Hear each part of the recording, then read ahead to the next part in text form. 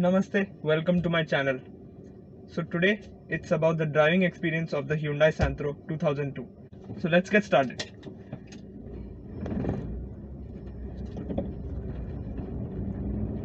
First thing you notice is the space.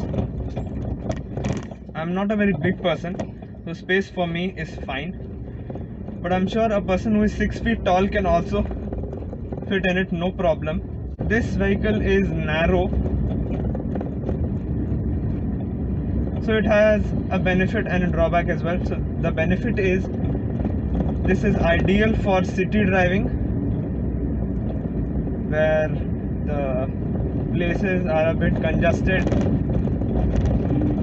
and you can also have an issue with parking. But a drawback is that you don't have too much space to put your stuff.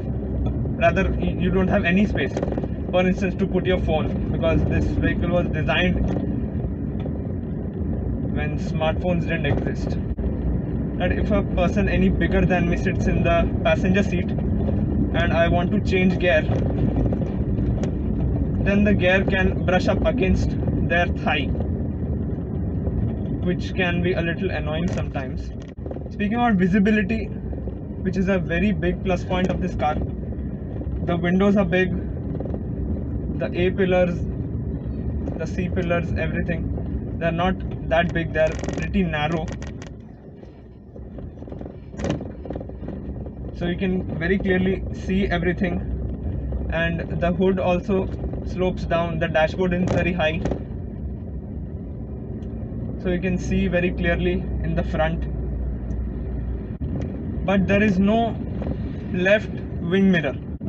Now the actual driving itself, I'll start with the steering. This particular variant, the Zip Plus, didn't have power steering. When I have to make a U-turn, I have to kind of wrestle with the wheel. But to my relief, the turning circle is pretty good. Now let's talk some stats. So this has a 1.1 liter naturally aspirated 4-cylinder petrol engine, which produces about 60 horsepower and 99 newton meters of torque. It don't seem like much, but given the curb weight of just a little under 800 kilos, it's more than sufficient for this car, and it makes it fun to drive as well. The clutch is also not very heavy, it's on the lighter side, which makes it very easy to learn and figure out the clutch engagement point, and it's very linear also. But there is one drawback to the clutch, that it has a little kink to it,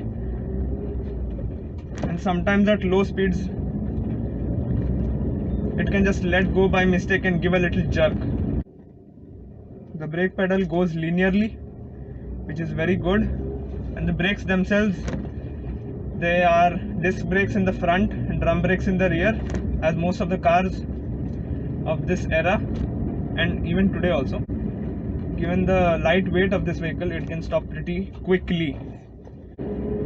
So another thing which makes this fun to drive is the gear action. So out of the few cars that I have driven, the gear throws are short, they are precise, it slots nicely into gear, and it's a joy to shift gears. Now the steering, as I mentioned, it's a little difficult at lower speeds, but at higher speeds the steering is a little heavy in a good way, so it adds to the fun factor. Now the handling, as this has a narrow track width and a taller stance, it has a lot of body roll in it.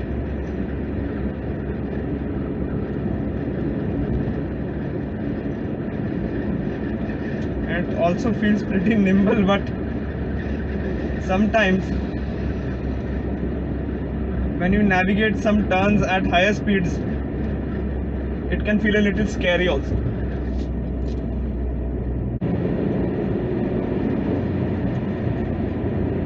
Oh, it's time to take a U-turn again.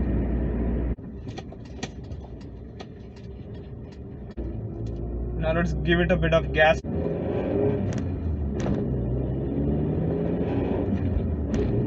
It makes a little bit of noise.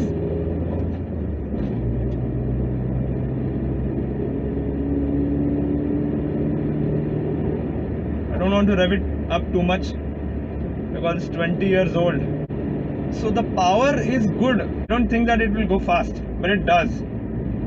Even the mid-range power is good. For example, if I'm in 5th gear, no, I'll change down to 4th actually.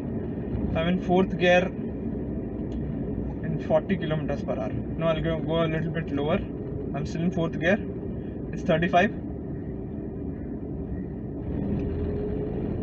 Now if I drop it, it still pulls. It doesn't lag or anything. The build quality of the engine is very good. It's a very reliable engine. So let's summarize why it is fun to drive. Because the throttle is very responsive. It's very sensitive. It really responds well to your inputs.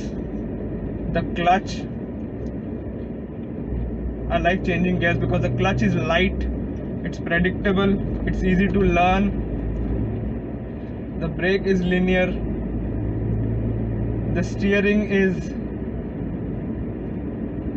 nice and heavy. It's not that heavy, it feels solid. So I love driving this.